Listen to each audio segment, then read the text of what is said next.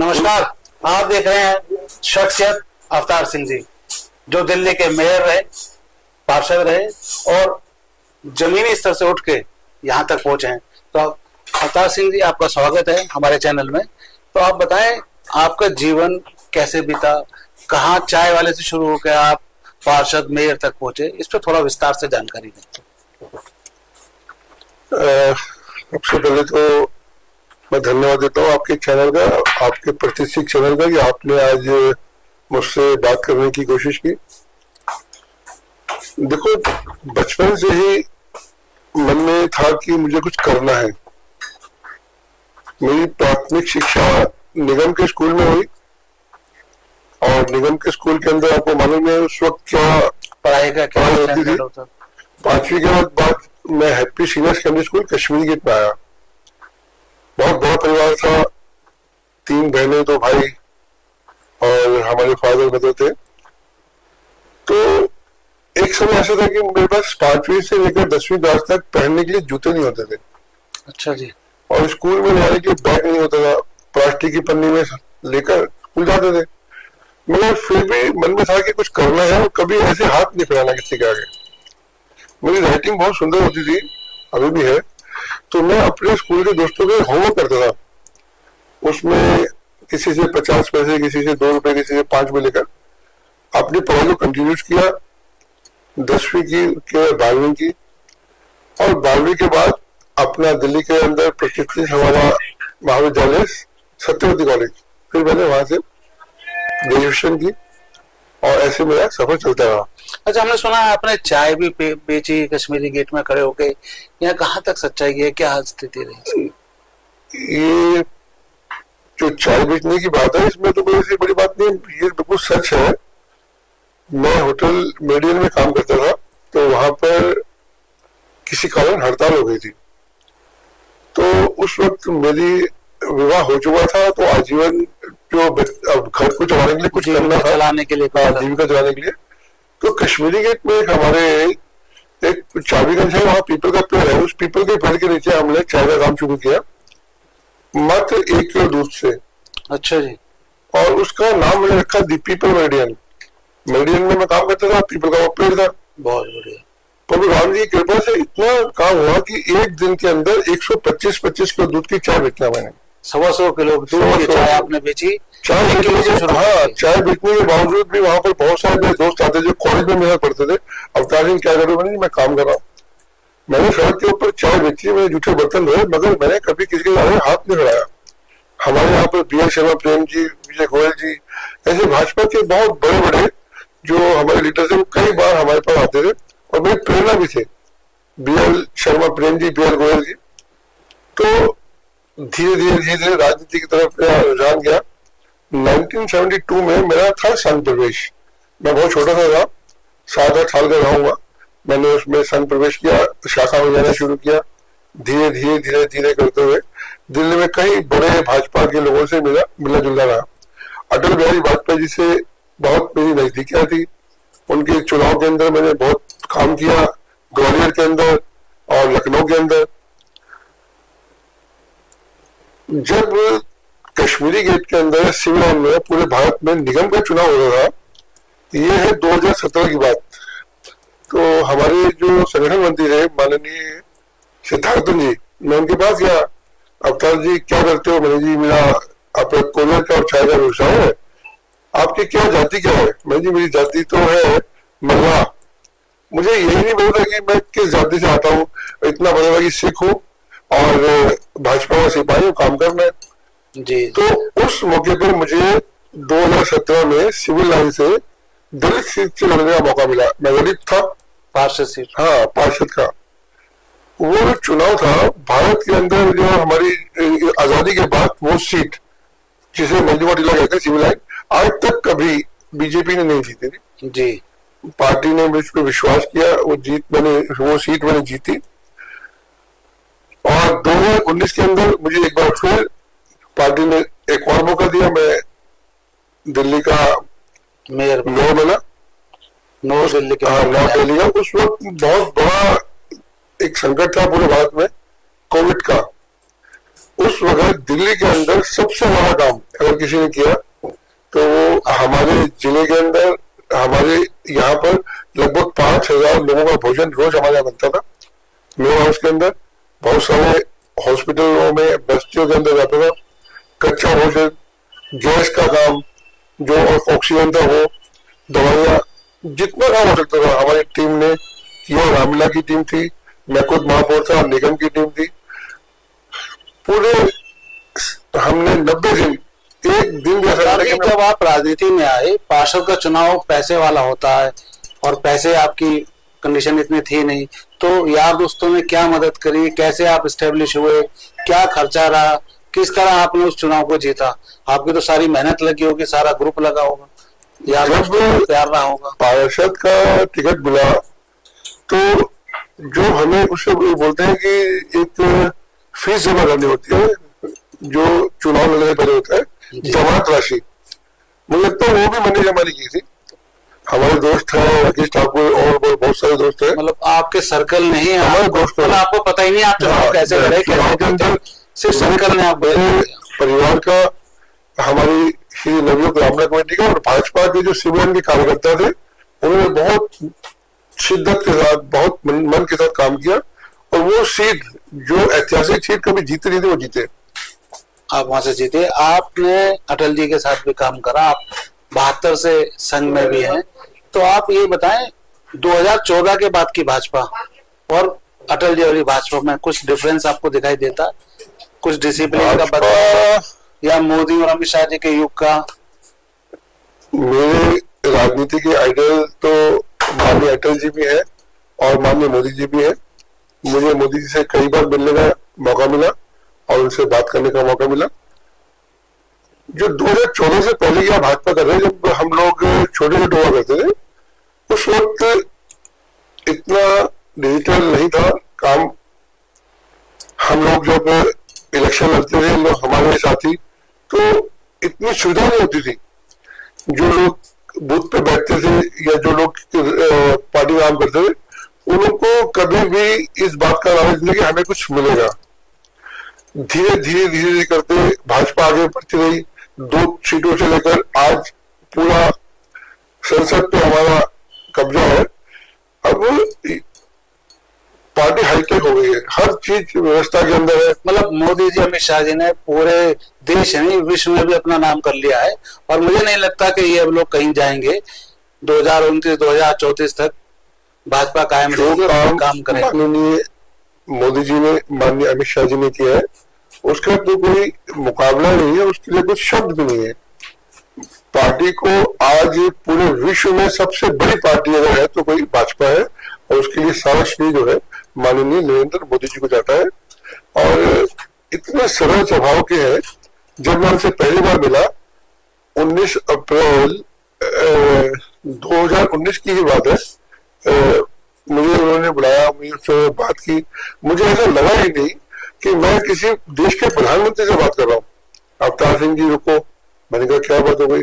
वो अपनी सीट से होकर बाहर आए, उन्होंने मुझे हाथ मिलाया, फिर उन्होंने बिठाया, उन्होंने बोला कल तुम महापौर बन जाओगे, कल तुम्हारे जो दोस्त है वो तुमसे खफा हो जाएंगे। मैंने कहा क्यों, कैसे, क्या बात कर रहे हो मोदी जी आप? क्या वो कहिए अवतार सिंह बड़ी गाड़ी में बैठता है, फोन सुनता नहीं है और हमसे बात कम करता है, क्योंकि आपको काम होगा पूरी दिल्ली का, आप उससे बात नहीं कर पाएंगे। मोदी जी ने कहा जब मैं अपना गुजरात के अंदर मुख्यमंत्री था तो मैं क्या करता था, मेरे दोस्तों से बात करने के लिए महीने में एक बार उनके साथ सहभोज करता था। और जब हम आपस में बैठ के खाना खाते थे, सब अपना अपना भोजन लेके आते थे सहभोज के अंदर, और हम देखते थे कि कोई बात कर रहा है, कोई बात कर रहा है, कोई बात, मैं उसको ध्यान में रखता था। वो सब बातों को आपने भी ध्यान में रखना है, अपने दोस्तों के साथ, अपने साथियों के साथ महीने में एक बार सहभोज करना है। और उन्होंने 3 काम बताए, शिक्षा, स्वास्थ्य और पर्यावरण। मेरे क्षेत्र के अंदर शिक्षा के ऊपर बहुत बड़ा काम हुआ। मैंने नए स्कूल बनवाए निगम के, जो आज तक किसी ने ना बने थे और आगे बन पाए मुझे लगता है। जो हमारे यहाँ पर्यावरण के पार्क थे, जो सफाइयों का काम था, लगभग 6 बड़े कॉम्प्लेक्स। अच्छा, शिक्षा की बात कर रहे हैं, आजकल नीट के ऊपर बड़ा मसला चल रहा है, जंतर मंतर पे भी प्रदर्शन है। धर्मेंद्र प्रधान जी जो ये पेपर लीक हुआ है, इसके बारे में आपके क्या विचार? बस आप तो बिल्कुल विषय से बिल्कुल भटक रहे हैं। जो विषय जो है वो धर्मेंद्र प्रधान का नहीं है, शिक्षा का विषय है। जो शिक्षा का काम है दिल्ली में, भारत में बिल्कुल ठीक चल रहा है। अगर कहीं पर किसी ने कुछ किया है तो सबके लिए जो लॉ है, जो कानून है, सबके लिए एक जैसा है। कोई बात हम साबित करें तब बात करें, सिर्फ इसलिए नहीं कि देश के अंदर नाम गाँव है, पोपंडा जाके जनता मन पर बैठ जाए, एक नई पार्टी को अप्रोच खड़ा कर दे। ये केवल और केवल भ्रमित करने की राजनीति है। ये बहुत छोटी राजनीति है, मैं इसको नहीं मानता। धर्मेंद्र प्रधान जी बहुत अच्छा काम कर रहे हैं। और अगर आपको लगता है कि ऐसी कोई बात है तो जो लोग प्रदर्शन कर रहे हैं कोर्ट का दरवाजा रखा है और अपना निष्पक्ष जांच होगी, और किसी ने कोई दोषी है या किसी ने कुछ काम किया तो उसको अपने आप सजा मिलेगी। तो यहाँ पर सबके लिए एक जैसा कानून है, किसी को बख्शा नहीं अच्छा, आता। आपके अंदर एक शौक है रामलीला का, भी आपने जिक्र करा, तो रामलीला में आपको मंचन करने का कब से सौभाग्य प्राप्त हुआ और कितनी रामलीला आप अब तक कर चुके हैं और क्या रोल निभाते थे? इस बार हमारी जो रामलीला होगी वो 55 वर्ष के अंदर 55वीं रामलीला होगी। हम लोग लगभग 1972 से 72 से रामलीला कर रहे हैं। पहले हमारा हैप्पी स्कूल होता था छोटी सी गली के अंदर, छोटी सी रामलीला, केवल उसका बजट था 95 रुपए। 72 में हमारे एक हमारे डायरेक्टर थे राकेश कपूर जी, हमारे मित्र थे राकेश ठाकुर, ऐसे बहुत सारे हमारे टीम के लोग थे जो अपने घर से कुछ सामान लाके हम करते थे। करते करते करते करते 72 से लेकर आज 26 तक वो रामलीला दिल्ली के अंदर नंबर 1 के ऊपर आई है। हमारे यहाँ करने वाले सब जो कलाकार है, छात्र कलाकार है, निष्काम रोल करते हैं। 10 दिन बिल्कुल सात्विक भोजन करते हैं, जमीन पे सोते हैं, कच्चा खाते हैं। ऐसा हमारी और दिल्ली में कहीं रामलीला में नहीं होता। मतलब आप पूरे नियम का पालन करते हैं। आप क्या रोल करते हैं? मैंने दशरथ का जो है बहुत सारा रोल किया। मैंने लगभग 18 साल रावण का रोल किया। और इसके अलावा अभी रामलीला जो वहां होती है अपना लाल किला में लवकुश रामलीला कमेटी, उसके अंदर मैं अपना कुंभकर्ण का रोल करता हूँ। और मेरा जो पसंदीदा रोल है वो केवट का है। मैं जात से भी केवट हूँ, महिला हूँ, और बचपन से आज तक मैं केवट का रोल करता आ रहा हूँ। बीच बीच में कभी डॉक्टर साहब ने बोला कि आप तारिका बनना है, कुछ बनना है, तो मैंने आज तक मना नहीं किया। मुझे रामायण कंठस्थ याद है, राम मेरे आराध्य है, मैं उनसे बात करता हूँ, मुझसे बात करते हैं। एक सांस आती है, एक सांस आती है, केवल राम राम राम। इसके अलावा मेरे जीवन में आप कुछ बचा ही नहीं है। अच्छा, आपने 55 साल से रामलीला कर रहे हैं, राम जी का आशीर्वाद भी है, आप मेयर भी बने, और अब जो स्थिति है अब दिल्ली में, आप क्या करना चाहते हैं और आप कैसे सहयोग करेंगे भाजपा का, और भाजपा आपको किस मुकाम पे देखना चाहती है? देखिए, हर एक कार्यकर्ता का एक सपना होता है कि मुझे बहुत आगे जाना है। वैसे तो जो हमारा संगठन है उसने मुझे इतना सम्मान, इतना मान दिया कि मेरे पास उनके लिए कुछ शब्द नहीं है। मैं एक छोटा सा कार्यकर्ता था, जमीनी कार्यकर्ता, दरी बिछाने वाला, सड़क पे चाय बेचता था, लोगों को जूठे बर्तन धोता था। मगर मुझे पार्टी ने एक मौका दिया, मैं वहां पर निगम का चुनाव लड़ा, मुझे उन्होंने महापौर बनाया, दिल्ली का प्रथम नागरिक बनाया। इससे बड़ी बात, इससे बड़ा मेरे लिए कोई सौभाग्य है ही नहीं। और अभी भी जो मेरा रास्ता है, जो मेरा मुकाम है, वो बहुत आगे है। मुझे मालूम है कि मोदी जी जो हमारे पार्टी के शीर्ष है, हमारे प्रधानमंत्री है, वो कहीं ना कहीं जरूर मुझे सेवा का मौका देंगे। 24 घंटे 7 दिन पार्टी की सेवा करता हूँ, करता रहूंगा। अगर मैं किसी कार्यकर्ता के रूप में भी सेवा कर रहा हूँ तो मुझे कोई पद की लालसा नहीं है। संगठन जहां मुझे चाहेगा, जहां खड़ा करेगा, मैं उनके लिए तैयार रहता हूँ।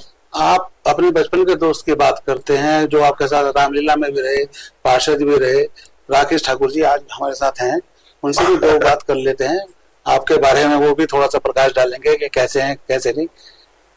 आइए राकेश जी, आपका भी स्वागत है। नमस्कार। नमस्कार। आपका बहुत जिक्र कर रहे थे भाई साहब बार बार, और आप बचपन के दोस्त रहे हैं। बड़ा सौभाग्य है कि आज थोड़ा सा प्रकाश डालें इनके जीवन पे। मैं एक बात पहले बोलता हूँ कि बड़ा सौभाग्य है कि आज राकेश जी भी इस चर्चा में साथ आ गए।